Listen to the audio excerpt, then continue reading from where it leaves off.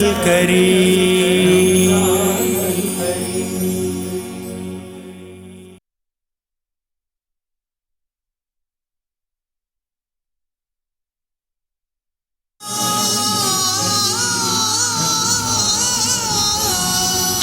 ناظرین، welcome back. ایک دفعہ پھر آپ کو خوشامدید کہتے ہیں. میٹرو ون نیوز کی ماہ رمضان المبارک کی خصوصی نشریات آباد ہے رمضان. میں ہوں آپ کا میزبان ڈاکٹر بلند اقبال. سلسلہ ہے بیان رمضان کا. ناظرین، ہماری زندگیوں میں بہت سے ایسے لوگ ہوتے ہیں جو ہم سے بہت قریب بھی ہوتے ہیں. بعض دفعہ یہ بھی ہوتا ہے کہ شاید ہم اپنے بہت سے لوگوں سے غافل رہتے ہیں، یعنی کام میں مصروفیت کی وجہ سے، یا یہ کہ شاید طبیعت میں جھنجھلاہٹ آ جاتی ہے آج کل کے بزی روٹین لائف میں، یا پھر شاید ہماری پرائیورٹیز چینج ہو جاتی ہیں. ہمارے لیے شاید اپنا کام وقت پہ کر لینا، اپنے آفس کی چیزوں کو دیکھ لینا، یا پھر دنیا میں پیسہ بہت زیادہ کما لینا، یا اچھی گاڑی خرید لینا، اچھا گھر خرید لینا، شاید یہ پرائیورٹیز ہو جاتی ہیں جن کی وجہ سے ہم سوچتے ہیں کہ جو ہمارے آس پاس کے لوگ ہیں، جو دور کے رشتہ دار ہیں یا قریبی رشتہ دار ہوں، خونی رشتہ دار ہوں، بھائی ہوں، بہنیں ہوں، یا اور ماں باپ ہوں، ہم سوچتے ہیں کہ ان سے کیا مل جائے گا، اگر ان کے لیے ٹائم خرچ کریں تو کیا مل جائے گا. ہمیں جو کچھ ملنا ہے ہم تو خود اپنے ہاتھ سے کماتے ہیں، دن اور رات کام کریں گے، ایک نئی گاڑی خرید لیں گے، نیا بنگلہ خرید لیں گے، بڑی بڑی چیزیں خریدتے جائیں گے. لیکن ہم یہ نہیں سوچتے کہ اللہ تعالیٰ کی خوشنودی اس وقت تک حاصل نہیں ہو سکتی جب تک کہ تمام لوگوں کے جو حقوق ہیں وہ پورے نہ کیے جائیں، جسے ہم حقوق العباد کہتے ہیں. ناظرین، یہ آپ کو یہ بھی بتاتے چلیں کہ اللہ تعالیٰ کی جو حقوق ہے نا، اس کا مالک وہ ہے. ہو سکتا ہے مجھ سے بہت سے فرائض میں غلطی ہو، مجھ سے گناہ سرزد ہو جائے، میں اللہ تعالیٰ سے معافی مانگ لوں، تو یہ میرا اور رب کا معاملہ ہے کہ اللہ تعالیٰ چاہے تو قیامت کے دن تمام وہ چیزیں معاف کر دے جو میں نے اس کے حقوق ادا کرنے میں شاید کوتاہیاں کی ہوں. لیکن جو بندوں کے حقوق ہیں، اگر مجھ سے کسی کی حق تلفی ہو گئی ہوگی نا، تو اس دنیا میں اپنی زندگی میں ہی اس کی میں معافی مانگ سکتا ہوں. اس کے بعد جب دیر ہو گئی تو اس کے بعد وہ بندہ ہی میرے ان گناہوں کو یا ایسی چیزوں کو جو میں نے اس کی حق تلفی کی ہوگی وہ معاف کر سکتا ہے. بہرحال ناظرین، آج کے ہم پروگرام میں بات کریں گے حقوق العباد، یا لوگوں کے جو حقوق ہوتے ہیں ہمارے آس پاس کے لوگوں کے، وہ کیا ہیں. ہمیشہ کی طرح ہمارے ساتھ موجود ہیں شجاع الدین شیخ صاحب. آپ رات 10 بجے بھی تراویح کی تفسیر اور ترجمہ دیکھتے ہیں. ہماری خوش قسمتی ہوتی ہے کہ روزانہ ہمارے لیے ٹائم نکال کے ہمارے لیے اور آپ سب کے لیے آتے ہیں. ہمارے ساتھ موجود ہیں شجاع الدین شیخ صاحب. السلام علیکم شجاع بھائی. وعلیکم السلام ورحمۃ اللہ. ڈاکٹر صاحب کیسے؟ سر اللہ کا بہت احسان، اللہ کا کرم. کیسا گزرا ماہ رمضان؟ بہت آسانی سے، بہت اچھے طریقے سے گزرا. حالانکہ گرمی بہت ہے، اور اب آج کے دن تو کچھ زیادہ ہی گرمی بڑھ گئی تھی. یعنی کار میں سفر کرنے میں بھی جو تپش محسوس ہو رہی تھی تو اندازہ ہو رہا تھا. لیکن اللہ تعالیٰ نے آسانیاں بہت فراہم کی ہوئی ہیں کہ جس کی وجہ سے شاید ہمیں 2 بجے کے بعد جب سے یہاں ٹرانسمیشن شروع کر دیتے ہیں تو کچھ آپ لوگوں سے بات کرتے ہوئے، آپ لوگوں سے سیکھتے ہوئے ہمیں پتہ نہیں چلتا روزوں کا. لیکن بہرحال اللہ تعالیٰ آسانیاں فراہم کر رہا ہے. اور اب دیکھیں، دیکھتے ہی دیکھتے آج چوتھا روزہ ہو گیا. یہ تقریباً جو عشرہ رحمت ہے نصف ہونے جا رہا ہے. تو سر کیا آج بیان فرمائیں گے؟ جی بالکل، آپ نے بجا فرمایا کہ حقوق العباد ہی کے موضوع پر انشاءاللہ کچھ بیان کا سلسلہ، پھر آپ کے سوالات لیتے ہیں. ناظرین کرام، السلام علیکم ورحمۃ اللہ. اعوذ باللہ من الشیطان الرجیم، بسم اللہ الرحمن الرحیم. یا ایھا الذین آمنوا ادخلوا فی السلم کافہ. صدق اللہ العظیم. سورۃ البقرہ کی آیت نمبر 208 میں اللہ سبحانہ وتعالیٰ نے فرمایا کہ اے ایمان والو، اسلام میں پورے کے پورے داخل ہو جاؤ. دیکھیے، ہمارا دین ایک مکمل ضابطہ حیات ہے، اور وہ زندگی کے تمام گوشوں کے لیے، مواقع کے لیے مکمل رہنمائی عطا کرتا ہے. عبادات کا حکم بھی اللہ نے دیا، نماز ہے، زکوٰۃ ہے، روزہ ہے، حج ہے. ایمانیات کی تفصیلات بھی اللہ اور اس کے رسول علیہ السلام نے بیان فرمائی. لیکن ساتھ ساتھ معاملات، جس میں بندوں کے ساتھ رویے، جن کو ہم حقوق العباد کہتے ہیں، اور انہی میں پھر اخلاقیات کا معاملہ، اسی میں پھر معاش کا معاملہ، یہ احکامات بھی اللہ سبحانہ وتعالیٰ اور اس کے رسول صلی اللہ علیہ وسلم نے ہمیں عطا فرمائے. معاشرے میں 2 قسم کے رویے ہم دیکھتے ہیں. بعض لوگ عبادات کے معاملات میں بہت ماشاءاللہ اچھے اور پکے ہوتے ہیں، لیکن کئی مرتبہ ہم دیکھتے ہیں کہ وہ بندوں کے معاملات میں کوتاہیاں کرتے ہوئے نظر آتے ہیں. اس کے برعکس کچھ وہ لوگ جو بندوں کے معاملات میں بہت اچھے ہیں ماشاءاللہ، لیکن رب کے معاملات میں کوتاہیاں کرتے ہوئے نظر آ رہے ہیں. ہم کنڈیم نہیں کر رہے، ہم کہنے دونوں آدھا کام کر رہے ہیں. دونوں کو پورا کام کرنا چاہیے. اللہ کے بھی حقوق ادا کرنے کا اہتمام کریں اور بندوں کے بھی حقوق ادا کرنے کا اہتمام کریں. ایک اور انداز سے سمجھیں ماں باپ کے حقوق ہیں، اولاد کے ہیں، رشتہ داروں کے ہیں، بہن بھائیوں کے ہیں، قریبی اور احباب کے ہیں، وغیرہ وغیرہ، ان کا حکم بھی اللہ تعالیٰ نے دیا ہے۔ ہم کہتے تو ہیں سمجھنے کے لیے حقوق العباد، لیکن یاد رکھنا چاہیے ان حقوق کو ادا کرنے کا حکم اللہ نے دیا تو at the end of the day یہ بھی اللہ ہی کا حق اس مفہوم میں بن جاتے ہیں کہ ان کے بارے میں ہم نے جواب کل اللہ سبحانہ وتعالیٰ کو دینا ہے۔ یاد رکھیں ان کے معاملات میں جواب اللہ سبحانہ وتعالیٰ کو دینا ہے، لیکن جیسے بھی ڈاکٹر صاحب نے فرمایا کہ حقوق اللہ کا معاملہ تو ایسا ہے کہ اگر کوئی کوتاہی ہوئی تو اللہ چاہے گا تو معاف فرما دے گا، لیکن حقوق العباد کی اگر کوئی کوتاہی ہے تو جب تک متعلقہ بندے سے معافی نہ مانگ لے، وہ معاف نہ کر دے، اس کی معافی نہیں ہوتی۔ 3 احادیث آئیے آج ہم یاد کر لیں مختصراً۔ پہلی حدیث بخاری شریف میں اللہ کے نبی صلی اللہ علیہ وسلم نے فرمایا اگر تم میں سے کسی نے کسی کی حق تلفی کی ہے، زیادتی کی ہے، تو آج اس سے معافی مانگ لے، اس دن کے آنے سے پہلے جب نہ بندے کے پاس درہم ہوگا نہ دینار ہوگا۔ دنیا میں تو پیسہ دے کے چھڑا لیتے ہیں، فون کروا لیتے ہیں، سفارش لگوا لیتے ہیں، کل نہ درہم ہوگا نہ دینار، روپیہ پیسہ کچھ کام نہیں آئے گا۔ آج ان معاملات کو سیٹل کر لو، یہ پہلی حدیث ہے بخاری شریف میں۔ دوسری حدیث ہے اللہ کے نبی علیہ السلام نے فرمایا، مسند احمد میں بھی ہے کہ قیامت کے دن 3 قسم کے اعمال ہوں گے۔ ایک وہ جو اللہ بالکل معاف نہیں فرمائے گا، وہ شرک ہے۔ ایک وہ جو اللہ کے حقوق سے متعلق معاملات اللہ چاہے گا تو معاف فرما دے گا، اور تیسرے اعمال کی قسم وہ ہوگی جو بندوں سے متعلق جب تک کہ بندے متعلقہ بندے معاف نہیں کر دیں گے اللہ معاف نہیں فرمائے گا۔ تیسری حدیث یہ بھی اچھی طرح یاد کر لیں تو بہت فائدہ ہوگا پوری زندگی۔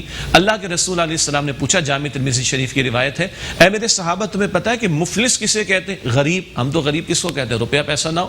صحابہ کرام نے عرض کی یا رسول اللہ ہم تو اسے غریب سمجھتے ہیں، مفلس جس کے پاس روپیہ پیسہ نہ ہو۔ آپ نے فرمایا کہ نہیں، میری امت کا مفلس وہ ہوگا جو قیامت کے دن اس حال میں آئے گا کہ نماز بھی ہے، زکوٰۃ بھی ہے اور عبادات بھی ہیں، نیکیاں بھی ڈھیر ہیں، لیکن اب توجہ کیجئے گا، لیکن کسی کے ساتھ جھوٹ بولا ہوگا، اس کو دھوکہ دیا ہوگا، کسی کو گالی دی ہوگی، کسی کی غیبت کی ہوگی، کسی کو مارا ہوگا، کسی کی آبرو ریزی کی ہوگی، کسی کا مال ہڑپ کیا ہوگا، ان کوتاہیوں کے ساتھ آئے گا، دربار لگے گا، اللہ کا عدالت میں پیشی ہوگی، اللہ کے سامنے حقدار بندے کھڑے ہوں گے، اللہ ہمارا حق مارا تھا، گالی دی تھی، نقصان کیا تھا، اللہ فرمائے گا اس کی نیکیاں لے کر ان لوگوں کو بانٹنا شروع کر دو، اور یہاں تک کہ ساری نیکیاں بٹ کر ختم ہو جائیں گی۔ اب کچھ لوگ پھر کھڑے ہوں گے، یا اللہ ہمارا حق بھی باقی ہے، ہمارے ساتھ بھی حق تلفی کی تھی۔ اب اللہ فرمائے گا ان لوگوں کے حقوق جو حق تلف کیے گئے، ان کے تعلق سے ان کا کمپنسیشن یہ ہے کہ ان کے گناہوں کو لے کر اس شخص کے کھاتے میں ڈالو اور اس کو جہنم کی آگ کے حوالے کر دو۔ یہ ہے اس امت کا سب سے بڑا مفلس۔ آئندہ کی نشستوں میں تھوڑا تھوڑا ہم بات کریں گے ماں باپ کے تعلق سے، زوجین کے تعلق سے، رحمی رشتہ داروں کے تعلق سے الگ سے۔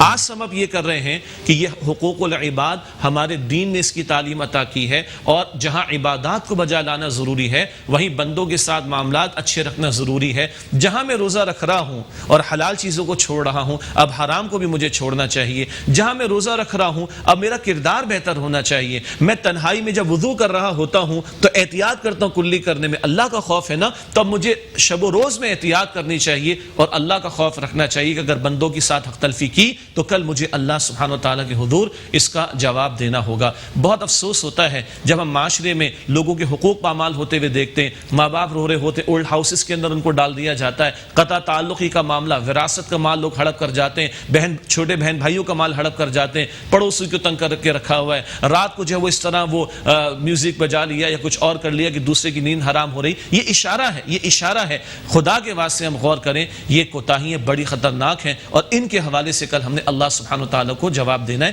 تو آج اسی پہ سبب کرتے ہیں، انشاءاللہ پھر آئندہ کی نشستوں میں علیحدہ بھی متعلقہ کچھ حقوق پر ہم اور متعین حقوق پر کچھ کلام کریں گے۔ اللہ مجھے اور آپ کو آج اصلاح کی توفیق دے، ناراض کر بیٹھے آج لوگوں سے معافی مانگ لیں تاکہ کل کی ذلت اور رسوائی سے بچ سکیں۔ جزاکم اللہ خیرا کثیرا۔ سبحان اللہ، بہت خوب۔ شجاع بھائی، پہلا سوال آپ سے یہ کرنا چاہوں گا، جس طرح سے والدین کے حقوق ہوتے ہیں اسی طرح بچوں کے بھی حقوق ہیں، یعنی والدین کے جو فرائض شروع ہوتے ہیں وہ اگر ایک مرد ہے تو وہ اگر اپنے ہونے والے اولاد کے لیے اچھی بیوی چنتا ہے تو وہاں سے اس کا آغاز ہوتا ہے، اور پھر بچوں کے لیے ظاہر سی بات ہے کہ ان کی تعلیم، ان کی تربیت، ان کی آسائش۔ اچھا، اب اگر کوئی والدین جو ہے وہ بچوں کو یہ تمام حقوق پورے نہ کر سکے ہیں، اور بچوں کے ذہنوں میں بھی ہوتا ہے کہ نہ ہمیں اچھی تعلیم دی، ہمارے ساتھ برا سلوک کیا، تو ایسی صورت میں کیا ان والدین کے حقوق ہیں اور پھر بچے جو ہیں وہ والدین کے حقوق کیسے ادا کریں گے؟ ڈاکٹر صاحب ماشاء اللہ بڑا اچھا پہلو آپ نے پیش کیا. ایک جو آپ نے نقطہ پیش کیا نا وہ بڑا قیمتی, میں اس کو تھوڑا سا آگے بڑھاتا ہوں کہ بچوں کے تعلق سے ایک نیک بیوی کا انتخاب یہ بڑا دلچسپ معاملہ ہے. یعنی آئندہ کبھی جو اولاد ایک شخص کے ہاں پیدا ہوگی اس اولاد کے دنیا میں آنے سے پہلے ان بچوں کا یہ حق ہے کہ یہ شخص ایک نیک خاتون کا انتخاب کرے. یہ تو پیدائش سے پہلے کا پیدائش سے پہلے. اچھا جیسے آپ نے فرمایا کہ اگر کہیں ماں باپ کوتاہی کر بیٹھے, گو کہ ہمارا معاشرہ الحمدللہ ابھی اس سطح پر نہیں آیا, ہماری ویلیوز خاندانی ویلیوز اب بھی اللہ کا شکر ہے کہ برقرار ہے, لیکن بالفرض محال کہیں ماں باپ نے اگر ان کے حقوق ان کے جو فرائض ہیں ادا کرنے میں کوتاہی کر دی تو اب اولاد کے لیے کیا ہے. دیکھیے کسی کا غلط ہونا میرے لیے غلط ہونے کی دلیل نہیں ہو سکتی. اچھا بعض رشتے تو ایسے ہیں ڈاکٹر صاحب کہ ہم اپنے چوائس سے وہ اختیار کرتے ہیں, مثلا نکاح کا انتخاب ہے, چوائس ہے میرے پاس, ٹھیک ہے جی, لیکن بعض معاملات ایسے جب کا میرے اختیار نہیں, میں ایک گھرانے میں کہاں پیدا ہوں گا یہ میرا اختیار تو نہیں, ٹھیک ہے نا, یہ تو اللہ نے مجھے وہاں پر پیدا فرما دیا, یہ تو اب اللہ کی مشیت کا معاملہ تھا. ہاں میں پھر دوبارہ عرض کروں گا اگر ماں باپ سے کوتاہی ہوئی تو اس کا یہ مطلب نہیں ہے کہ ان کا حق ختم ہو جائے گا, اس کا یہ مطلب نہیں ہے کہ مجھ پر ان کے تعلق سے ذمہ داری نہیں ہے. میرے لیے حکم یہی رہے گا کہ میں اپنے ماں باپ کی خدمت کی کوشش کروں تاکہ میں اپنا اجر اللہ سبحانہ وتعالیٰ کے ہاں پالوں. اور اس کا بھی امکان ہے, انتہائی بات عرض کر رہا ہوں کہ اولاد اتنا عمدہ حسن سلوک کا رویہ اختیار کر لے تو شاید ماں باپ کا دل بھی نرم پڑ جائے, اور اگر ان میں سے کسی سے خطا ہو گئی ہو تو بڑی بات ہے وہ اپنی اولاد سے معافی مانگ لیں گے. اولاد سے بھی مانگ لینی چاہیے اگر کوتاہی ہو جائے. جیسے اولاد کو تو ہم سمجھاتے ہی ہیں نا کہ معافی مانگا کرو, اگر ماں باپ کوتاہی کر بیٹھے تو ان کو بھی تو کل جواب دینا ہے, وہ بھی معافی مانگ لیں گے انشاءاللہ. اب ایک بہت اہم چیز جو ہے, یعنی ایک گھر میں میاں بیوی اگر رہتے ہیں, اب شوہر کے بھی حقوق ہوتے ہیں, بیوی کے اپنے حقوق ہیں. بعض دفعہ ایسا ہوتا ہے کہ بیوی مختلف چیزوں کا سہارا لے سکتی ہے کہ مجھے فلاں کام ہے, مجھے عبادت بھی کرنی ہے, مجھے فلاں کام بھی کرنا ہے. ایک شوہر کا کیا حق ہے کہ کیا اگر وہ کوئی کسی بات کا حکم دے اور اس وقت نماز کا بھی ٹائم ہے یا اور بھی کوئی ایسے کام ہیں جن کا تعلق دین سے ہے, تو کیا بیوی پہ پہلے لازم ہوگا کہ وہ شوہر کی بات سنے, یا پہلے جو وہ دینی فرائض انجام دے رہی ہے اسے مکمل کرے, یا اسے اس کا آغاز کر کے اسے ختم کرے اور پھر شوہر کی بات؟ ماشاءاللہ بہت اہم سوال ہے. اس میں پہلا نقطہ سمجھ لینے کا یہ ہے کہ عبادت صرف نماز زکوٰۃ روزہ حج تک محدود نہیں ہے. عبادت تو حلال کمانے میں بھی ہے, عبادت تو ماں باپ کو شفقت سے دیکھنے میں بھی ہے, اسی طرح عبادت تو ایک عورت کے لیے شوہر کی تابع داری میں بھی ہے. صرف فرض نماز ہے, یعنی فرض حکم جو شریعت نے دیا ہے, فرض ادا کرنا تو اس نے کرنا ہی کرنا ہے. یعنی فرض نماز کا معاملہ, عورت نفل نماز شوہر کی اجازت کے بغیر نہ پڑھے, عورت نفل روزہ شوہر کی اجازت کے بغیر نہ رکھے. کیوں؟ شوہر کا حکم ماننا, شوہر کے لیے باعث نفع بننا, شوہر کی خدمت کرنا, شوہر کے کام کاج کو انجام دینا, یہ اتنا بڑا معاملہ ہے کہ اس پر بیوی کے لیے جنت کا وعدہ ہے. تو نفل عمل اس کے لیے تو اس کو شوہر کی اجازت لینا ہوگی. اور حدیث شریف میں ذکر آتا ہے, اللہ کے نبی صلی اللہ علیہ وسلم نے ارشاد فرمایا کہ جس بیوی سے اس کا شوہر راضی ہو جائے, جس بیوی سے اس کا شوہر راضی ہو جائے, اللہ تعالیٰ اس بیوی کو قیامت کے دن اختیار دے گا جنت کے جس دروازے سے چاہے داخل ہو جائے. تو بیوی کے لیے یہ عبادت ہی کا درجہ ہے کہ اپنے شوہر کی فرما برداری کرے. اگر نفل کے لیے کھڑی ہو رہی ہے, شوہر بلا لے, نفل چھوڑ دے, شوہر کی مان لے, اسی میں اجر ملے گا اس کو انشاءاللہ. واہ واہ واہ, کیا کہنے سر. اس کے ساتھ ساتھ جو سسرال والے ہوتے ہیں نا, وہ بھی بڑا حق جتاتے ہیں, ان کے لیے کیا حکم ہے؟ یعنی وہ کہتے ہیں جی کہ ایک طرف تو شوہر اور اس سے بڑھ کے کہیں زیادہ شوہر کے ماں باپ, جی تو کیا شریعت میں کہیں شوہر کے ماں باپ یا شوہر کے بہن بھائیوں کی خدمت کا حکم ہے یا نہیں ہے سر؟ ماشاءاللہ بہت ٹچی قسم کا سوال ہے جی. اور ہم سب گھرانوں والے ظاہری بات ہے سب اس کو فیس کرتے ہیں. ایک اصول ہمیشہ سمجھ لینا چاہیے کہ شریعت نے ایک تو ہمیں قانون عطا کیا ہے اور شریعت نے ایک ہمیں اخلاقی تعلیم عطا کی ہے. اور یاد رکھیے گا, گھر کی گاڑی محض قانون کے پہیے پر نہیں چل سکتی جب تک کہ اخلاق کا پہیہ نہ لگا دیں.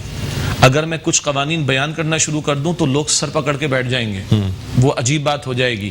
میں نہیں عرض کر رہا ابھی, لیکن اخلاقی تعلیم کو سمجھ لیجئے. دیکھیے قانون زیر گفتگو آتا ہے ڈاکٹر صاحب جب معاملہ ایسا پوائنٹ آف نو ریٹرن پہ چلے جائے کہ کورٹ آف لا میں جانا پڑ جائے, بالکل, پھر جج بتائے گا میاں تمہارا یہ حق ہے اور محترمہ تمہارا یہ حق ہے, دیٹس اٹ, وہ تو ہے کورٹ آف لا. لیکن جب تک ہم گھر میں ہیں اور اقدار کے ساتھ ہیں تو اخلاقی رویوں کو بھی سامنے رکھنا چاہیے. ہم ساس کو بھی سمجھائیں گے, ایک ساس کو بھی سمجھنا چاہیے وہ اپنی بیٹی کو بہو بنا کر جب بھیجتی ہے تو چاہتی کہ وہ رانی بن کر رہے, تو کسی کی بیٹی کو بہو بنا کر لائی ہے تو نوکرانی نہ بنائے, ٹھیک ہے. یہاں شریعت کی حدیث میں تعلیم کیا ہے, تم مومن نہیں ہو سکتے جب تک کہ اپنے بھائی کے لیے وہی بات پسند نہ کرو دوسرے کے لیے جو اپنے لیے پسند کرتے ہو. تو اپنی بیٹی کے لیے تم نے پسند کیا وہ رانی بنے تو دوسری کی بیٹی کو بھی رانی کا درجہ دو, تو تمہاری بیٹی کو بھی جواباً وہی سلوک انشاءاللہ میسر آئے گا. اسی طرح ایک بہو ہے, یہ جی میری ساس اس کی کو مجھ پر ذمہ داری ہے, یہ بہو یہ بھی سوچے کہ اس کی بھاوج گھر میں آئے اور اس کی ماں بھی ہو تو یہ اپنی بھاوج سے کیا ایکسپیکٹ کرے گی, میری ماں بوڑھی ہے بیمار ہے تو تم بھی اپنی ساس کی کرو. یہ اخلاقی رویوں کو اگر ہم سامنے رکھیں گے تو انشاءاللہ گھروں کے معاملات ٹھیک بھی ہوں گے. شرعی احکامات اپنی جگہ, لیکن اخلاقی اعتبار سے بھی چیزوں کو مد نظر رکھنا چاہیے, اور وہ اخلاق کی تعلیم بھی شریعت نے عطا فرمائی. اچھا بالکل.